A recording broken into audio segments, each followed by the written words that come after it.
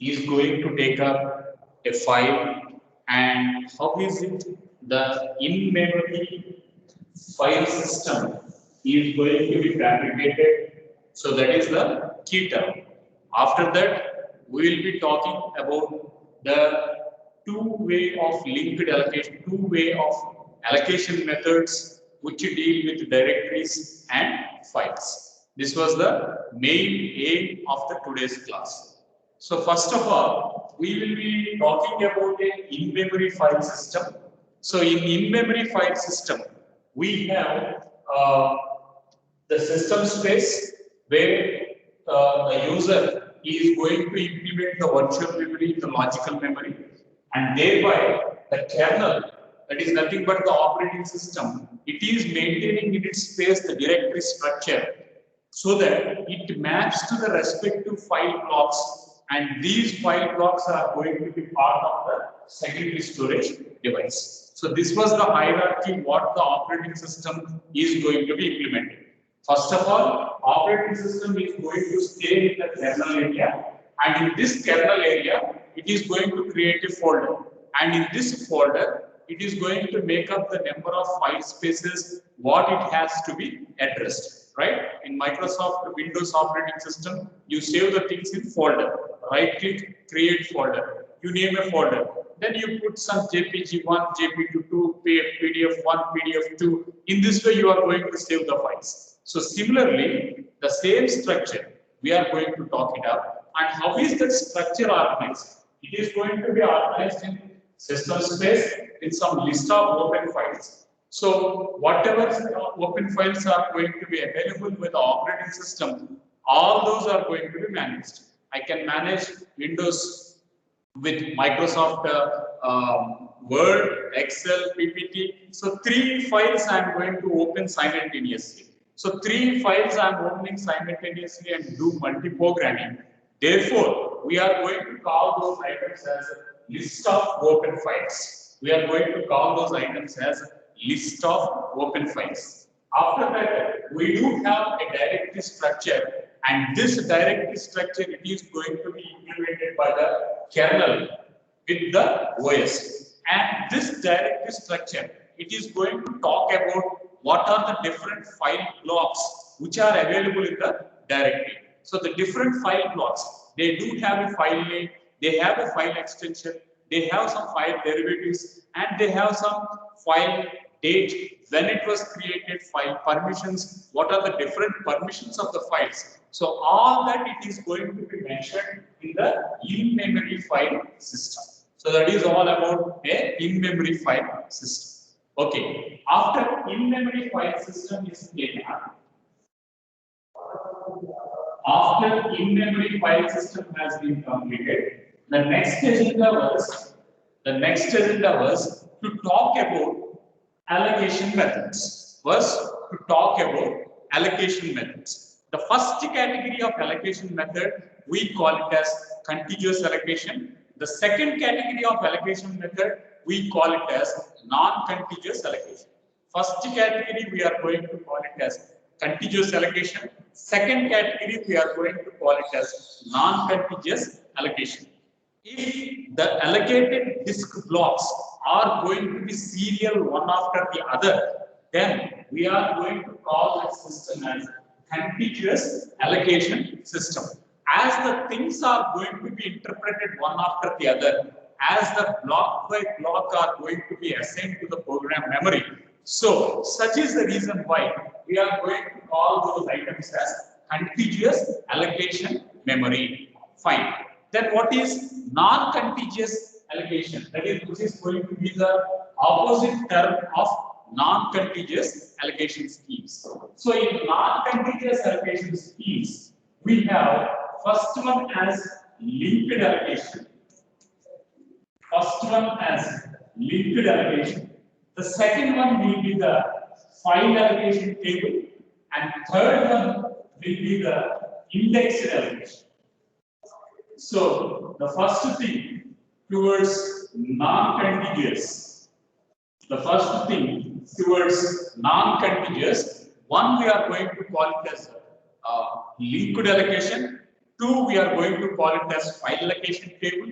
3 we are going to call it as indexed allocation schemes. Fine. Now, what was a contiguous allocation? We were talking that the disk blocks are going to be stored one after the other. Then what is non-contiguous? The answer is opposite. The disk blocks need not be contiguous. It can be anywhere in a disk, but they have to be linked. Obviously, we call that allocation as linked allocation. So, as far as contiguous is concerned, it is going to be serially allocated one after the other. As the second organization is random, disk block can spread any place it can spread. But wherever it is going to be spread, it is linked with a linked list concept, with a pointer concept. Where are the disk blocks? So that is the key agenda towards talking about the linked allocation, right? So in linked allocation, the things are going to be linked one after the other as a chain using a linked list concept. So that is how a linked allocation is going to be taken up. Fine. Now, let us look into the two organizations in detail. If contiguous allocation is going to be done, we are going to say there is a chance of fragmentation. There is a chance of fragmentation because the disk blocks are going to be allocated serially, and if any empty space is going to be there, a hole is going to be created. Then again, we have to go for dynamic allocation, use first fit algorithm, best fit algorithm, worst fit algorithm, shuffle the memory, so which a compaction is going to rise, and thereby we have to arrange the things in the model. So that is the main drawback for contiguous allocation. So it is replaced with segmentation, or it is going to be replaced with a paging, so that the files are going to be organized contiguously. They are going to be organized and linked. Wherever the files is available, it is linked. So that problem was solved. But still, non-contiguous algorithm is going to have drawback. What was the drawback is internal fragmentation will sustain. Internal fragmentation will remain. The reason was page size is equals to frame size. At any case, disk block can have some additional partition, additional free space.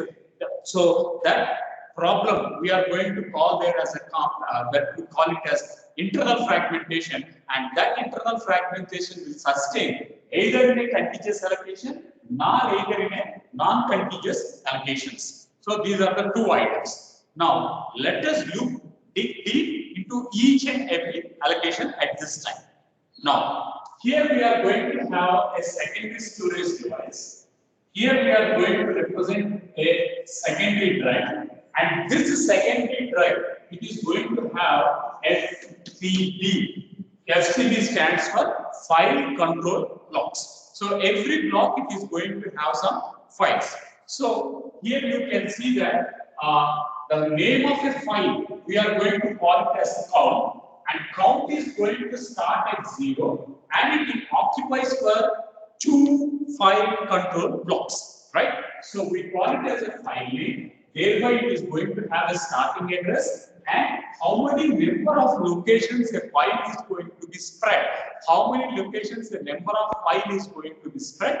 Those many number of locations we are going to allocate. So that is the key item regarding the file system. So the name of a file is count. It starts at 0 and it occupies for 2 locations. So 1, 2. 2 locations are going to be allocated for the count file system. Next, what is the name of a file? Name of a file is tr. Where it is going to start? It is going to start at 14. Where it is going to end? It ends for 3 locations. So the length of the file 3, that is the length of the file tr is 3 locations. So it starts at 14. It starts at 14 and it is going to occupy for 3 locations. It is going to occupy for 3 locations. That is how we are going to derive a value for 14. Next one. What is the name of a file? Name of a file is list. Where is that file created or where is the file born? It it is going to start at location called as 19. How many file disk blocks it is spreading? It is going to spread for 4 blocks. It is going to spread for 4 blocks. So it starts at 19. 1, 2, 3, 4. So total it is going to spread for 4 blocks. So that is how we are going to mention the item for direct dispatch. Next one. There is a file called as F, and F is going to start at 6 location and it is going to spread for 2 locations, right? So it is going to start at 6 and it is going to occupy 2 locations. 6 is first location, 7 is second location. So it is going to spread for 2 locations. So that is how we are going to maintain the thing as contiguous. When we are going to call it as a contiguous, it is going to be treated as a serial allocation. It is going to be treated as a serial allocation. The drawback was it is going to have external fragmentation. So how it is eliminated? It is eliminated with the paging concept, and this paging concept it is going to use linked list concept. As it is going to use linked list concept, it is going to go with an item called as non-contiguous location. So in non-contiguous location, it is going to use dynamic memory location using the concept of first fit, best fit, and worst fit, doing compaction. It is shuffling and draining the contents, etc. So, as it is going to use a linked list concept, now it is going to use a linear list, a single linear list, and thereby it is going to organize the things. The drawback here was in this item also, it is going to have internal fragmentation. That is, in non-contiguous locations also, it is going to have internal fragmentation. Now, you can see a directory structure. In this directory structure, the name of a file, we are going to call it as Z, and it is going to start at 9 and it is going to end at 23. It is going to start at 9 and it is going to end at 23. Assume it is starting at 9 and assume it went to file number 6, then it went to file number 4, then it comes to file number 9, then it fetches file number 14, then it goes to file number 19, and thereby it ends at 23. That means how I am going to get a chain? That means first block was 6, first block was 9, it goes to 6, then it goes to 4, thereby it goes to 8, and thereby it goes to 14, thereby it goes to 19, and finally it is going to have 23, and it is going to have a null value. It is going to have a null value, right? So 9 is a starting node, and we are going to have 23, and this 23 is going to be having end of the linked list. So it is null value here. So the first thing was 9 spread to 6, spread to 4, spread to 8, spread to 14, 19, and 23. So in directory structure, if we are going to use non-contiguous location, then the file control blocks need not be serial. The file control blocks need not be serial. It takes only the starting address and it checks the ending address. But as far as directory is concerned, it takes the starting address and it is going to have how many number of things is going to spread, the length it is going to spread. But when we are going to call it for non-contiguous location, then it is going to spread for linked list and linked list allocation. So it has a starting address and it is going to have an ending address. So this is the two comparisons. After this, we will be now talking about file allocation, and now we will be talking about indexed allocation. Okay, these are the two items which fall under non-contiguous allocations.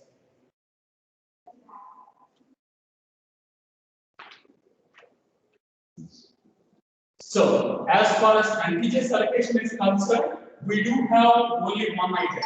As far as non-contiguous is going to concern, we do have 3 items. What was the first item? We call it as linked allocation. What was the second item? we call it as file allocation table. Third one was the index allocation. So, second item we are going to call it as FAT, file allocation table. File allocation table. So it is going to have some name. It is going to have some name followed by test, and it is going to have some directory entries, and thereby it is going to end at some. It is going to start at 27.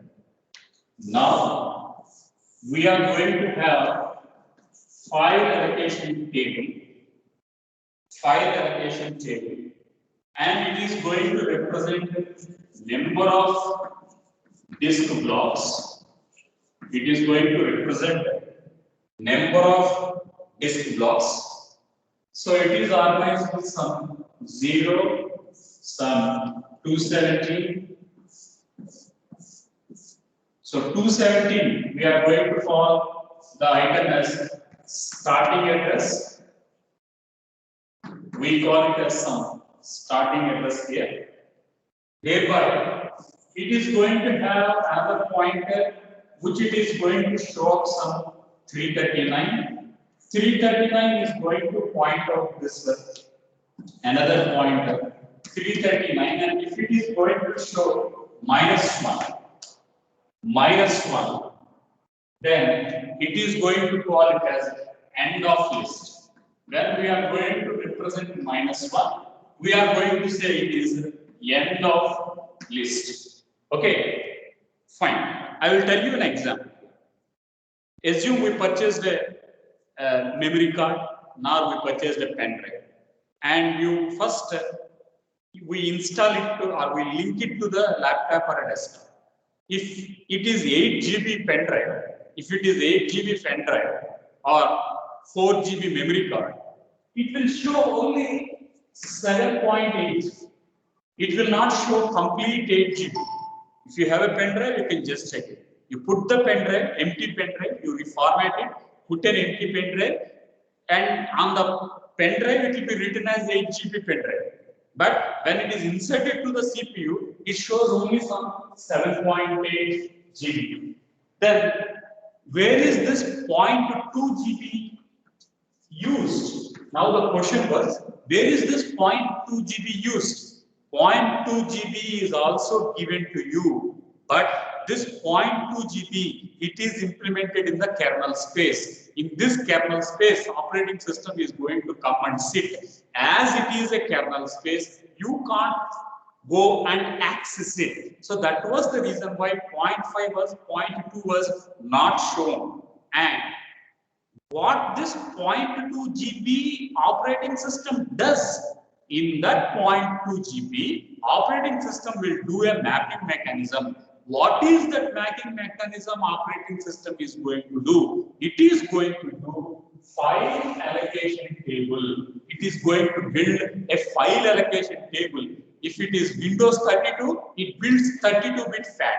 If it is 64-bit FAT, then FAT size will be 64. So that is the key distinction we have to understand. If I am using XP operating system, then it is 32-bit. If I am going to use Windows 8, Windows 10, then it is going to use 64-bit operating system. Got it? So a file allocation table is an allocation table which it is going to address the drawbacks in the contiguous allocation by subclean, by compaction, eliminating external fragmentation, and it is going to use dynamic memory allocation, shuffle the disk blocks, and it is going to create a link. So all that aspects is going to be taken care via the file allocation table. So file allocation table, it is taken up by the operating system to give how many number of disk blocks a file is going to be handled.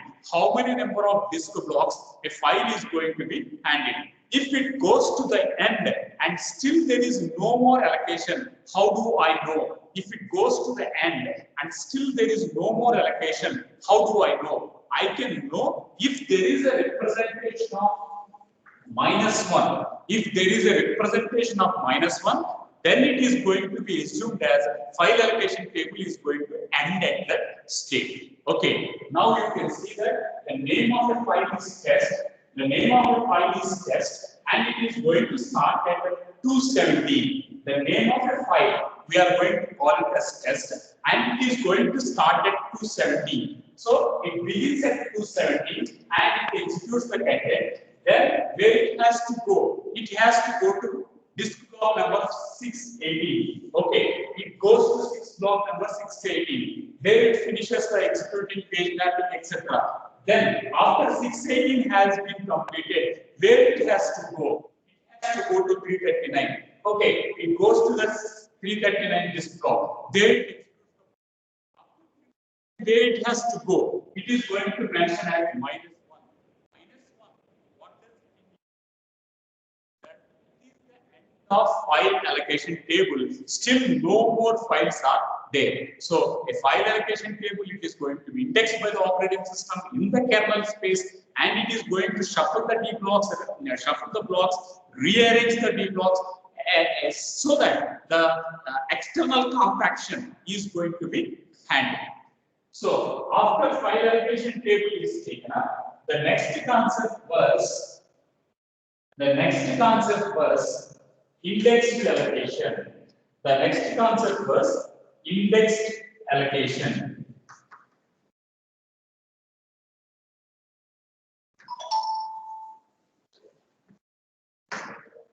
When we are going to talk about indexed allocation, first we are going to drive up the disk, and we have a directory structure. Directory structure, it is going to have two items. One, it is going to have some directory structure. It is going to have two items. One, it is going to have file. Second one, it is going to have some index block. And the name of a file was Z, and it is going to start it up at index block number 90. It is going to start it up at index block number 90. And 90 is the file control block index, and this index, it is going to contain subcomponents. Assume it can be 2, it can be 4, it can be 6, it can be 8, and it can be 10, and finally it is terminating at -1. When we are going to show -1, it indicates that it is going to be end of the file.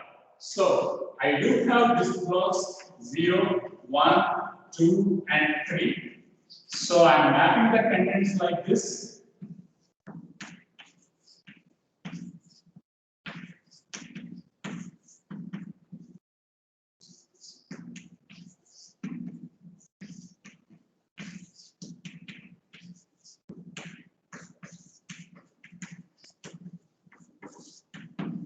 Fine. Now, we do have the file control block, which it is going to have an index, and this index is going to point out the file control block called as 19.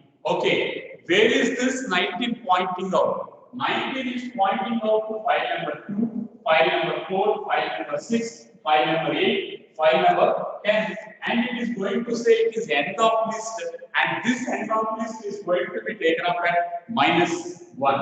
So 9 to 2 here, followed by 4, followed by 4, followed by 6, followed by 8. Then it is going to have an item called as some 10 here. Okay, so we are going to represent the file control blocks, and file control block it is going to have item number 2, 4, 6, 8, and 10, and it is going to show up end of pointer as -1, that is end of file. And this node, it is going to show it mixes with 6, it mixes with 4, it mixes with 8, and it says return. So whatever items are going to be deliberated to the index node, all that items it is going to take it, right? So when I pass some information to you, it is called as a broadcasting. Now I pass information to your class representative, and class representative it is pointing out to the other students, right? I am not directly addressing all the 60. I take the representative, and from that representative it is going to be spread it out. So the same we are going to here implement it as an indexed organization. So the representative of 2, 4, 6, 8, 10 was 19. So 19 will be internally mapped to the remaining items. So that is how a clustering model content, a grouping model content is going to be organized in index allocation, right? So in today's topic, we talked about directory structure. In directory structure, we take up two topics. One we call it as contiguous allocation. Two we call it as non-contiguous allocation. In contiguous allocation, the directory is going to be implemented in disk blocks, which are put one after the other. The second one we talked about index, we talked about linked organization. In linked organization, we take the starting address, we take the ending address, and we don't justify between first and end, but how are they linked? They are going to use a linear linked list, a singly linked list, and thereby mapping between disk blocks is going to happen. That is what we take up as second one. The third organization, we are going to call it as file allocation table. In file allocation table, we have a file name followed by the starting address, and this starting address, it goes with number of disk blocks, number of disk blocks, number of disk blocks, and again it is going to use a single linked list concept, and the end of a file is going to be represented with the -1.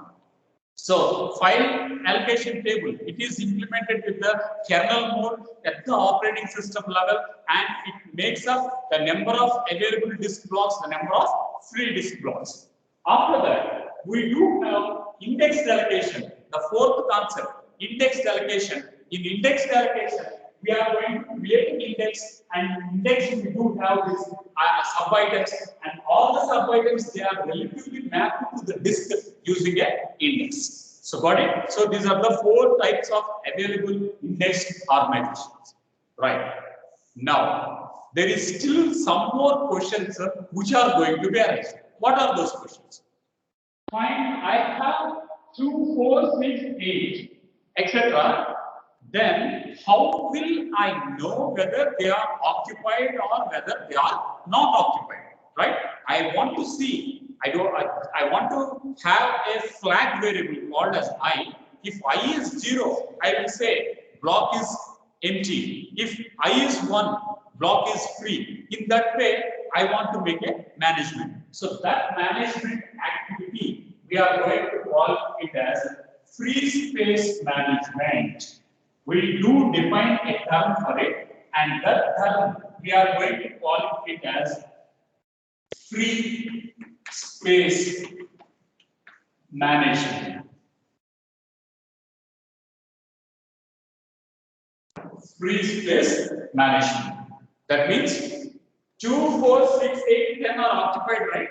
From 0 to 19, 2, 4, 6, 8, 10 are occupied. Then what is value? 0, 3, 5, 7, 10, 16, 17, etc. That is not in use, right? So how do I know whether this block is used, or how do I know that this block is not used?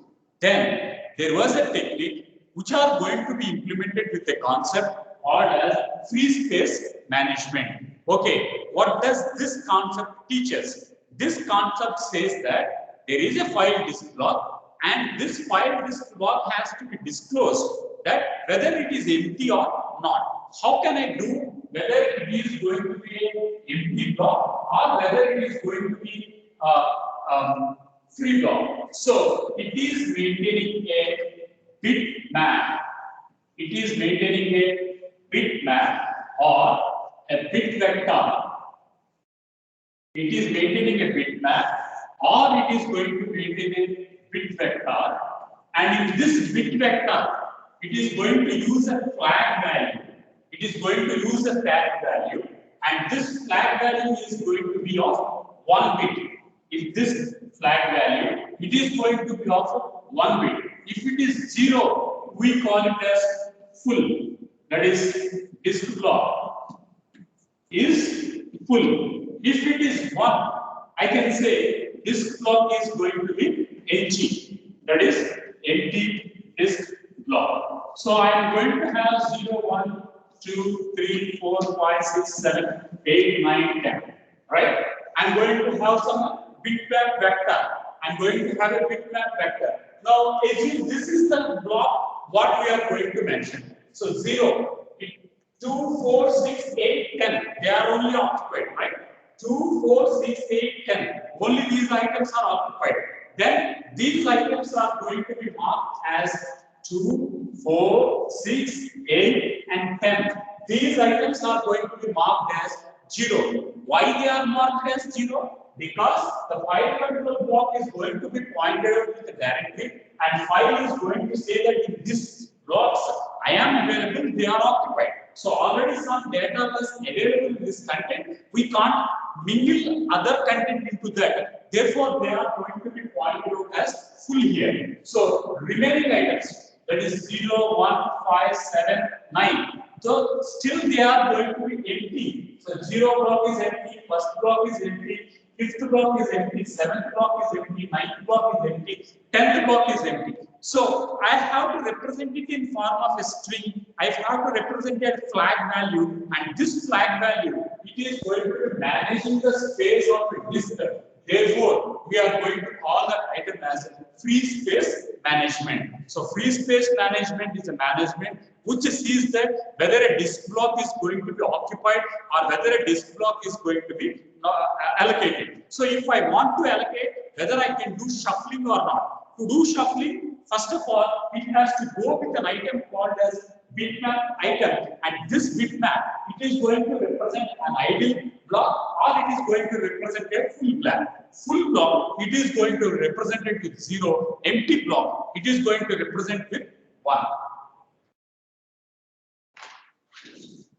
So these are the two items which are going to be emphasized. Fine. So that is all for today, and I'll just stop my recording here.